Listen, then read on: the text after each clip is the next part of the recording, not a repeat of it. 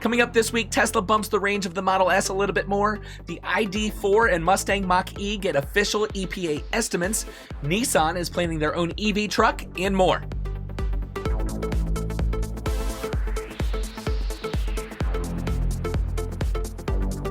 Hello, friends, and welcome to episode 42 of the EV Resource Podcast. I'm Zach Hurst, and each week I bring you the latest EV news, information, and answers to your questions about electric vehicles. I've got a packed show for you this week with a lot of news about EV range. So without further delay, let's get to it. We'll start off this week with an update to the range of the Tesla Model S.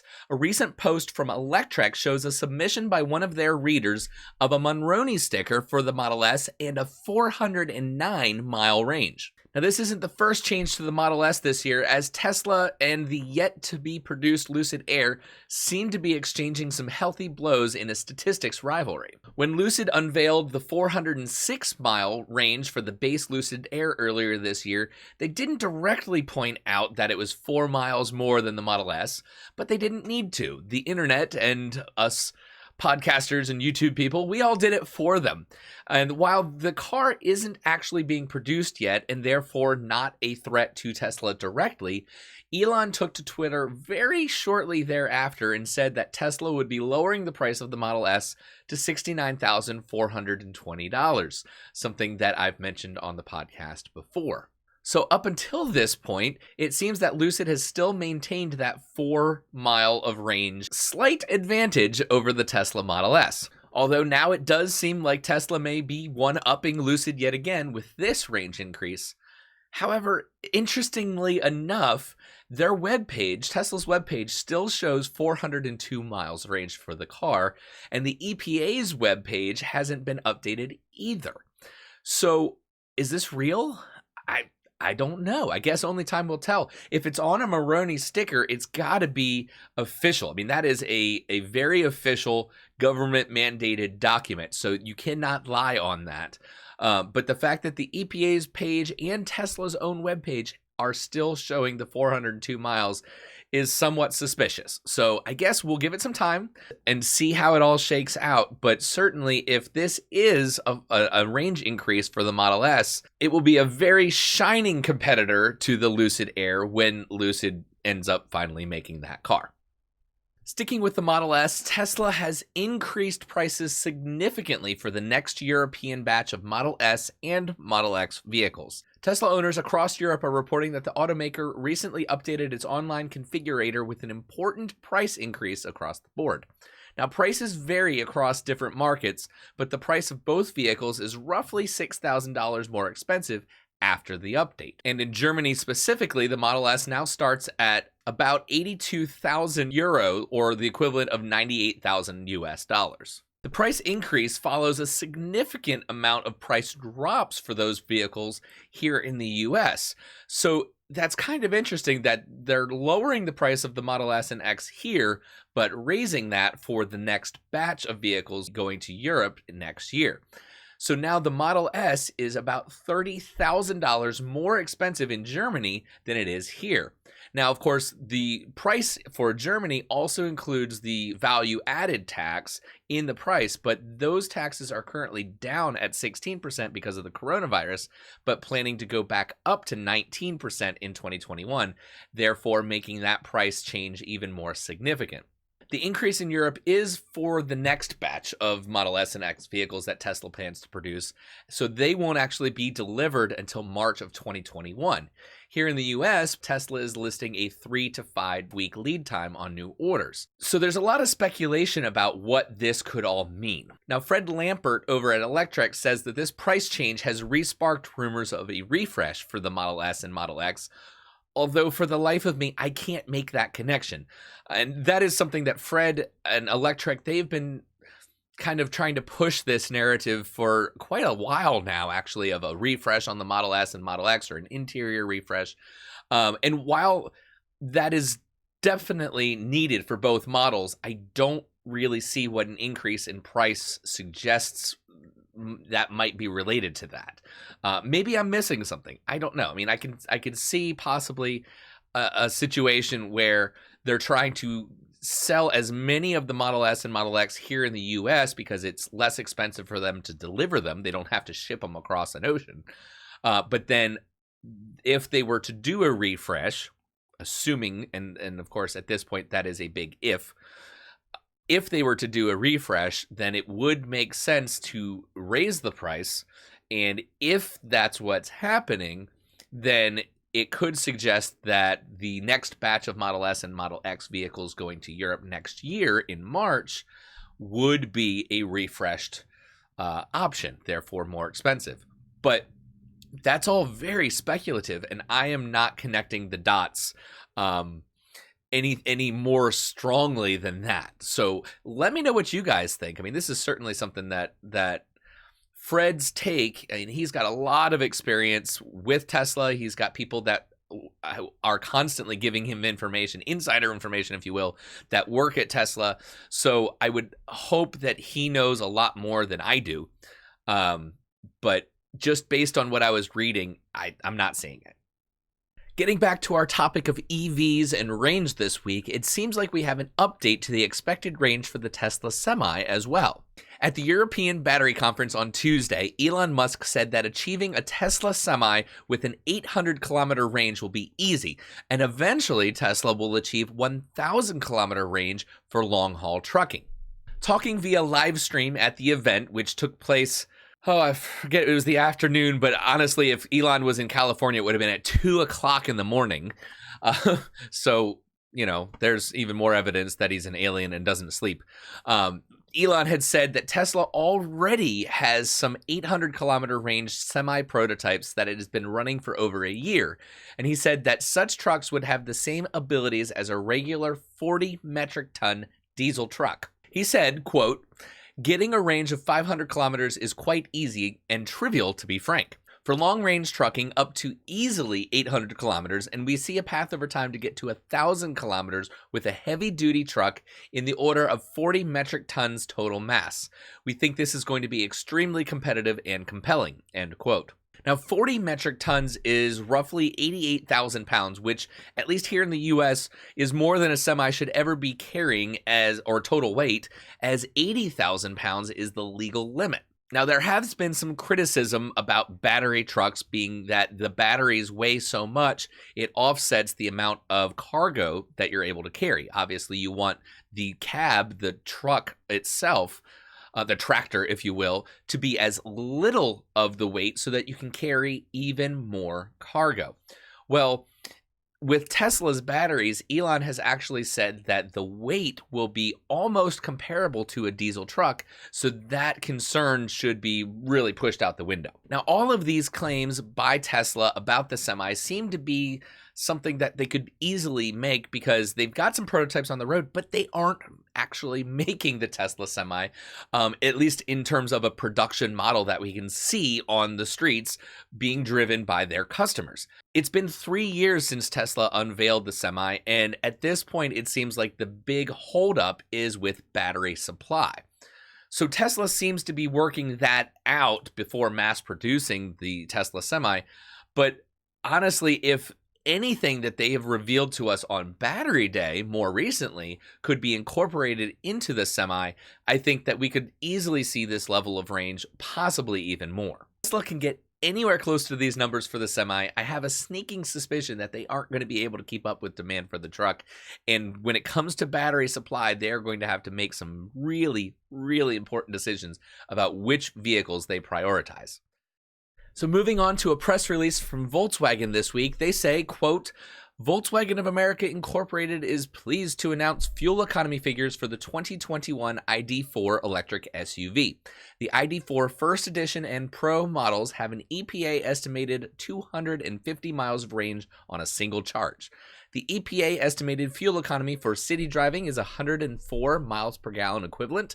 Highway driving is rated at 89 miles per gallon equivalent, and a combined city highway at 97 miles per gallon equivalent," end quote. Now, that is not bad for a vehicle of its size, and honestly, that is more than enough for the majority of potential buyers for the ID.4. But is it more than enough to fight the narrative in the US that you need range that's more than that? Now, you don't, of course. EV owners, we know that. And of course, I mean, I more than any, probably with a range less than 100 miles, know that you really, really don't need all of that range. You don't need to be pulling around such a heavy battery for a range that you don't use. But of course, non-EV drivers tend to think that you do. So will that put them off, considering that other vehicles in the same price range are doing better when it comes to range? I mean, the Tesla Model 3 Standard Range Plus, the cheapest Tesla that you can buy, if you're not factoring in the federal tax credit, actually is less expensive. Now, of course, the federal tax credit, Tesla does not get it, and Volkswagen absolutely will, so that changes everything. But that aside, the Model 3 Standard Range Plus is 263 miles of range.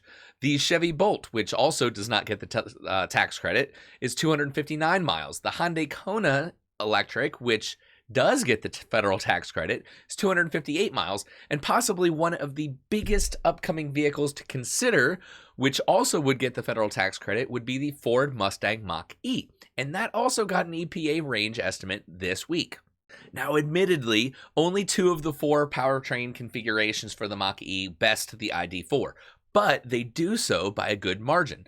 Configurations that are available are the standard range rear-wheel drive, and that's 230 miles, but the extended range rear-wheel drive actually tops the list at 300 miles, and that actually makes it the first EV to be produced that is above or at that 300-mile range. The Lucid Air, which I mentioned before, being an exception to that, but the Lucid Air isn't out yet, and the Mach E, actually, they're starting to make them now. You can order it and have it very soon, within the next couple months. Moving on to the all-wheel drive Mach E, the standard range is 211 miles, so that's actually the least when it comes to available range. And then the extended range all-wheel drive is 270 miles. So if you want the extended range for the Mach E, and I think their marketing that Ford did is great, because they're saying standard range, extended range, similar to the way Tesla does it with their standard range or long range, even though for the Model S and Model Y and Model X, they don't have a standard range vehicle. But, you know, the Mach E is going to compete directly with the ID.4. There is no ifs, ands, or buts about it. There's no way around that. So I think that Ford's got something on their hands here. You know, I recently had the opportunity to get a hands-on, up-close look at the new Mustang, and I can tell you that it will be a formidable competitor in this market segment. In fact, I think so highly enough of the Mach E that I'm going to be putting it on the cover of the December magazine. And I definitely have a lot more to share about my impressions on the vehicle, but you'll have to subscribe to the magazine to find out. Now, enough about range, and on to a topic I've spent a lot of time talking about recently as well, EV trucks. But this week, it's about a company you might not have expected, Nissan. Earlier this week, Bloomberg wrote that Nissan is reportedly in talks with Detroit-based Hercules EV, a somewhat unknown startup in the EV world. Now, the Japanese automaker is considering buying battery electric powertrain from Hercules for its Titan pickup and sharing parts with the startup's own truck in its prospective strategic partnership, said people that declined to be named. Now, at this time, the talks are ongoing and could still fall apart before a deal is signed, the people said. The 2 planned vehicles will join a crowded field of new electric trucks that I've talked about a lot, chasing an as-yet untested market for battery-powered haulers. Now, waiting to jump into this game is, I believe, a big mistake. They need to go in. They need to just dive into the deep end. Electric pickup trucks will sell. Nissan has been struggling to steady itself since the 2018 arrest of its former chairman, and already sluggish sales in the US this year have been hit hard by the COVID-19 pandemic. The brand has never fared well in the competitive US full-size truck market, and the demand for the Titan plunged 38% last year. The pickup truck sales are down another 24% to 19,403 units through this September this year, compared with 589,000 deliveries of the industry-leading Ford F-Series, which actually fell 11% in the same time frame. So going electric may provide Nissan with a way to reposition the Titan as a more environmentally friendly truck that can go bumper to bumper with battery-powered pickup trucks from rivals. But as I've mentioned on the podcast before, over and over, there is going to be a lot of rivals to deal with. This is going to be a very crowded segment, not only with competition from the legacy automakers, but also from the up-and-comers and the new EV automakers like Rivian and, of course, Tesla with the Cybertruck. Now, Hercules, if you haven't heard much about them, I don't think I've ever talked about them on the podcast before. They are a very small EV startup. They were founded in Detroit in 2018, so not too long ago, by James Breyer, who is an auto engineer with stints at GM, Fiat Chrysler, and Magna, of course, the makers of the Jaguar I-Pace. He was then soon joined by co-founders Greg Weber, who is another veteran of Fiat Chrysler, and Julie Tolley, a former engineer and engine supplier at Eaton Corp. Hercules plans to produce its own electric vehicle, a luxury electric truck called the Hercules Alpha, at niche volumes starting in mid-2022. So a bit late, but still kind of in there. Now, not all automakers are convinced that there is sufficient demand to jump into the budding electric truck market, which I think is complete crap. Fiat Chrysler chief executive Mike Manley has actually hinted that they're going to be building a battery-powered Ram pickup truck, but said earlier this year that he's watching the market first to see if EV trucks will sell. So all in all, this story, it's news, but it may not be any news at all. Much like many of the other news stories that I've been bringing you, time will tell. I feel like I've been saying that a lot recently. So that's your show this week. Thank you, as always, to everyone who supports EV Resource, either simply by listening or sharing with your friends, those that watch on YouTube, but especially those that support us on Patreon. Patreon is a dedicated site that you can provide support for EV Resource in a financial form, either at $1, $5, or $10 a month, and every Patreon subscriber actually receives full access to the EV Resource magazine. So I mentioned it earlier about the Mach E going to be on the cover of the December issue. If you want access to the December issue and every single previous issue, we started this in March, all you need to do is become a subscriber or a magazine subscriber on Patreon, $1 a month, and that'll get you full access. You can also sign up at the producer or executive producer levels. Our executive producer is Tom Wiggins, and as a part of that level, he gets his name read every week here on the podcast. The producer and executive producers also receive access to the EV Resource podcast a day early. So the day that I'm recording it, today, Saturday, they will get access to that basically as soon as I'm finished recording, where everybody else has to wait until Sunday at 2 o'clock to gain access to that. So a couple different benefits to the different tier levels on Patreon. Of course, if you aren't able or for whatever reason you're unwilling to support us, you can still listen to the podcast or watch the YouTube video every week on Sundays, just like everybody else. That's going to be completely free. So there's no obligation whatsoever, but certainly if you are able and willing, I would encourage you to go over to Patreon and check it out. As always, very special thanks to our partner of the podcast, Titan Auto and Tire, for their support. Titan is one of the very, very few independent shops in the Central Virginia area that are qualified to work on EVs.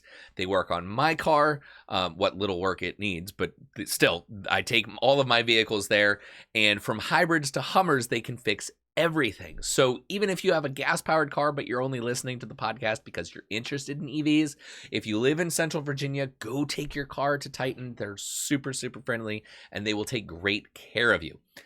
I always invite your feedback for the podcast. If you have a comment on any of the news stories, you can leave a comment in the YouTube video, or send me an email at hello@ev-resource.com.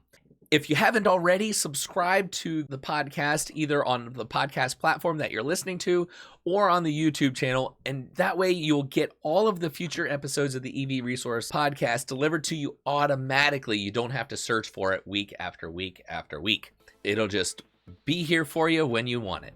If you do want to listen to any of the previous podcast episodes, they are available on our webpage, which is ev-resource.com, under the podcast section, and of course on many of the major podcast platforms. But that is all, so thank you so much for being with me, and I'll catch you next week.